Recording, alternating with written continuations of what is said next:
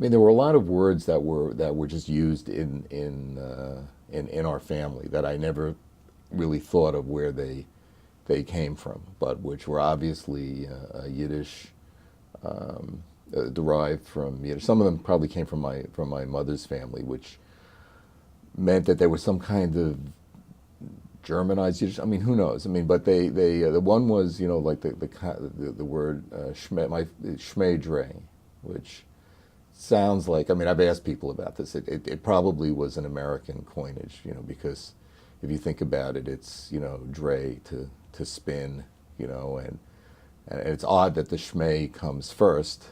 It would be dre shmei. But anyway, the way I heard it was shmei dre. It's just meant to do something, to be aimless, to be an aimless child, like hanging around. I mean, that would be something. What are you shmei dre? And they could turn it into like a verb, what are you shmei draing around the house?